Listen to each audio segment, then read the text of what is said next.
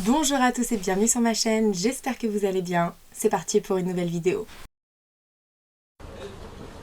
C'est pas nager, un picot comme ça, ça nage pas. Ça va être cool. T'aurais dû accrocher un boulet au pied. Dans l'extrait que vous venez de voir, un jeune homme s'est jeté dans la Seine pour échapper à un contrôle de police. La scène a été filmée. Et dedans, on entend clairement l'un des policiers dire « Un bico comme ça ne sait pas nager ». Et son collègue rétorque « On aurait dû lui accrocher un boulet au pied ». Alors non, cette vidéo ne date pas du 17 octobre 1961. Elle a été tournée le 26 avril 2020 et ces policiers ont écopé de seulement 5 jours d'exclusion.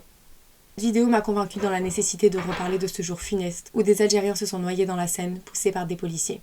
Peut-être que la non-reconnaissance officielle de ce massacre laisse croire qu'il existe une tolérance envers les violences policières racistes. Je vous invite à vous installer confortablement et à écouter l'histoire que je vais vous raconter. La police nous a battus, nous a piétinés. Essayer de se mettre en arrière, la rambarde étant plus petite, il n'y avait qu'à les pousser par-dessus, ou si ça allait pas assez vite, les prendre par les pieds et les balancer par-dessus. J'ai entendu un Algérien dire qu'il y a des morts à Nanterre, vu que j'ai vu les premiers morts rue des Pâquerettes. Ils m'ont brûlé avec les chalumeaux, ils m'ont frappé à coups de trousse, ils m'ont frappé à coups de bâton, ils m'ont donné de l'eau avec de l'eau de javel.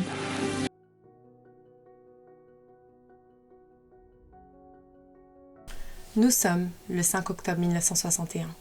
C'est la France du général de Gaulle qui négocie actuellement avec le gouvernement provisoire d'Algérie en vue de l'indépendance. Mais cette annonce a fait l'effet d'une bombe au sein du gouvernement. Le Premier ministre Michel Debré menace de démissionner si l'Algérie est perdue. Et il n'est pas le seul en colère. Maurice Papon, qui est préfet de police de l'époque, lutte depuis des années contre le Front de libération nationale. Ils sont de plus en plus nombreux à se rallier à la cause algérienne. Il y a quelques jours, il a perdu l'un de ses hommes. Le brigadier Jean Desmonts est mort sous les balles du FLN. Alors, dans la cour de la préfecture, lors des obsèques et devant tous ces hommes, il va crier que pour un coup reçu, ils en porteront 10. Cette phrase va résonner dans l'esprit de ces hommes. Tous ont soif de vengeance. Même Maurice Papon le sait. Il y aura d'autres policiers. Il est temps de ralentir le FLN. Et pour ça, il faut les empêcher de se réunir, de s'organiser, de militer. Son communiqué de presse est prêt. Tout à l'heure, il annoncera un couvre-feu aux Algériens.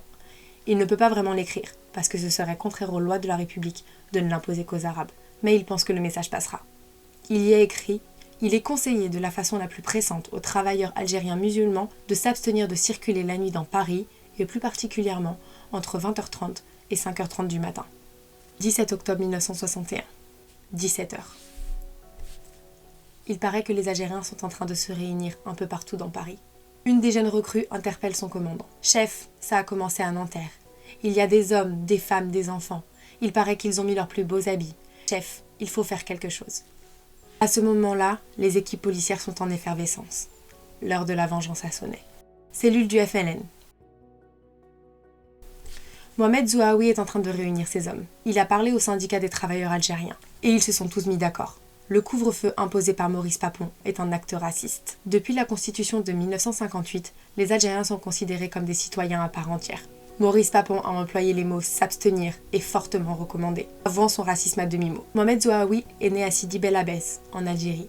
Il a décidé de continuer ses études en France. Et pendant tout ce temps, il a milité clandestinement au sein du FLN. Il a gravi les échelons à une vitesse folle. La police française ne cesse de courir derrière l'insaisissable Mustapha Lenoir. Dans sa note express au Parti communiste français, il insiste sur l'importance que les promeneurs algériens soient rejoints par des militants français afin de manifester pacifiquement le 17 octobre, ainsi que de s'interposer en cas de violence policière. Le message était clair. Les Algériens doivent sortir dans les rues. Hommes, femmes, enfants, ils doivent porter leurs plus beaux habits. Et surtout, ne pas posséder d'armes. Il s'agit d'une manifestation pacifique. La répression de Papon a assez duré. Les Français doivent se rendre compte de ce qu'il se passe en ce moment à Paris et de l'autre côté de la Méditerranée. Alors, en boycottant ce couvre-feu raciste, Maurice Papon doit comprendre.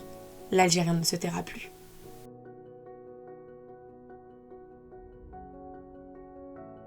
Il fait un froid glacial ce mardi 17 octobre. C'est un soir d'automne où la nuit tombe tôt. Mais ils sont des milliers à se réunir dans les rues. À Nanterre, quelques Français passent leur tête par la fenêtre et observent ce défilé d'Arabes en habit du dimanche. Ils ont jeté leurs haillons du bidonville, leurs blouses de travail et leur uniforme d'écolier. Et ils sont tous là. Ils marchent en direction du pont de Neuilly. Dans la capitale, la scène est la même. Youssef a 22 ans. Il travaille dans une usine à Boulogne-Billancourt. Ses compagnons de travail et lui ont décidé de répondre à l'appel du FLN. Ils ont revêtu leurs plus belles chemises. Mais il commence à pleuvoir. Il y a tellement de monde autour de lui que Youssef se surprend à se demander où étaient cachés tous ces Algériens. Dans la rue du commissariat, les équipes de police sont en effervescence. Les radios policières tournent en boucle. Des collègues policiers ont été tués. Alors la tension monte. Ces hommes se bousculent, prennent tout ce qui leur tombe sous la main. Bidules, armes, matraques. Et la radio grésille de plus belle. Les gars, ça y est. Les ratons sont sur les Champs-Élysées. À la radio, ils annoncent de nouvelles attaques de CRS. Alors, la haine prend le dessus. 22h. Youssef ne sait pas quand est-ce qu'il a perdu connaissance. Son corps lui fait mal, sa chemise est tachée de sang, mais il ne se souvient de rien. Il est menotté, dans un car. Il a du mal à reprendre ses esprits. Pendant une demi-seconde, il regrette de ne pas être resté chez lui. Mais cette pensée disparaît au moment où il entend des lamentations. Un homme est en train d'hurler. Un policier s'acharne sur lui. Il se rend compte qu'ils sont nombreux dans ce camion. Ils sont entassés, certains ont des plaies ouvertes, d'autres pleurent. Et il sent la colère de l'injustice grandir en lui. Il panique, se rappelle être venu avec des amis. Il les cherche du regard, mais il ne voit rien d'autre que des hommes, tailladés, tuméfiés, abîmés. Et il se souvient, tout est allé trop vite. Ils marchaient tous en direction du pont quand des coups de feu ont retenti. Les CRS avaient barré la route pour les empêcher d'atteindre le lieu de rendez-vous. Les policiers étaient armés jusqu'aux dents. Ils tiraient partout, frappaient dans la foule. Il a vu un de ses amis, au sol, se faire matraquer par des policiers. Il y avait des manches, des pioches, du sang partout. Et puis il a vu la scène la plus marquante de sa vie. Contre le muret du pont, un policier était en train de s'acharner sur l'un de ses amis. Il l'a vu se baisser, attraper ses chevilles et le faire passer par-dessus bord. Il a entendu des cris, en bas, dans la Seine. Arrivés dans la cour du Palais des Sports de Paris, Youssef et les autres détenus sont accueillis par un comité d'accueil. Ils sont fouillés tout en étant tabassés, pris en photo puis fichés. Certains sont envoyés dans d'autres prisons. D'autres seront renvoyés en Algérie. Concernant Youssef, il croupira en prison jusqu'à ce que les policiers décident de son sort. Dans la nuit du 17 au 18 octobre, de nombreux Algériens seront tabassés. D'autres actes innommables seront infligés cette nuit-là et les jours qui suivirent. 18 octobre. La nuit s'est dérobée, laissant au soleil le droit de mettre la lumière sur la capitale. Maurice Papon sait que des corps ont été repêchés cette nuit et que d'autres seront repêchés ce matin. Mais il a préparé son communiqué de presse. Dedans, il indique que la police a dû faire face à une manifestation du FLN, que des coups de feu avaient été tirés et que la police avait dû répliquer, faisant 2 morts et plusieurs blessés. Ce matin, tous les journaux parlent de la manifestation d'hier soir, s'en tenant au communiqué officiel faisant état de 2 morts. Elie Kagan, photographe qui était présent lors des manifestations, est en train de développer ses photos. Hier soir, il a dû cacher sa pellicule pour éviter que les policiers la détruisent. Il a passé une nuit terrifiante. Il a vu des Algériens être tabassés, être parqués dans des cars, vu un homme blessé agoniser sur un banc. Puis il a décidé d'enfourcher son scooter pour se rendre à Nanterre, où il a entendu que la répression était encore plus violente. Il a pris toutes ses photos sans flash. Certaines sont floues, mais les autres racontent à sa place. Alors ce matin, il a appelé ses contacts dans les médias. Lorsqu'il a vu les regards ahuris devant ses photographies, il a tout de suite compris. Personne ne veut voir la violence, même en noir et blanc. Le 19 octobre au matin, les médias publient des versions plus détaillées. Pour la première fois, les journalistes se rendent dans les bidonvilles où vivent les Algériens. Et y découvrent des violences policières qui existaient bien avant le 17 octobre 1961. 60 ans après, le nombre de morts est toujours flou. Le bilan de 2 morts servis par Papon a été remplacé par celui de 38, selon les études de l'historien Benjamin Stora. Mais d'autres chiffres sortent, allant jusqu'à 200. De nombreux Algériens ne sont jamais revenus de cette nuit du 17 octobre. On compte de très nombreux disparus. Hier, Emmanuel Macron s'est rendu sur le pont de Bezons pour faire hommage aux victimes qui ont été noyées dans la Seine, mais ceci ne vaut pas une reconnaissance officielle. À savoir que Maurice Papon n'a jamais été jugé pour ses ordres donnés le soir de cette manifestation. D'ailleurs, il félicitera même ses troupes, disant que leur mission avait été parfaitement accomplie.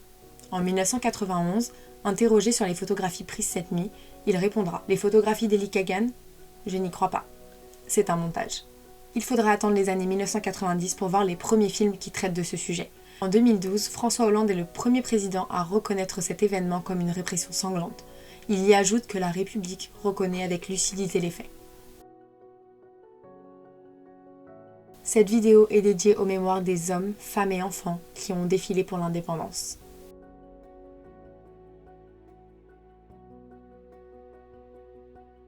J'espère que cette vidéo vous a plu. J'ai décidé de romancer cette histoire, même si malheureusement ce sont des événements qui sont très douloureux. J'espère qu'en faisant ça, je rends ce contenu plus accessible, même aux jeunes qui ne savent pas forcément ce qui s'est passé ce soir-là, à savoir qu'il ne s'agit pas simplement d'Algériens qui ont été noyés dans la Seine. Surtout, il s'agit d'une occultation totale de la mémoire, car cet acte n'a toujours pas été reconnu. Si vous souhaitez plus d'informations, sachez que j'ai découvert de nombreux livres et même une BD très intéressante concernant ces événements. Je vais tout vous mettre dans la barre d'infos. N'hésitez pas à me dire si vous avez aimé cette vidéo, likez, partagez, et puis on se retrouve la semaine prochaine. À bientôt!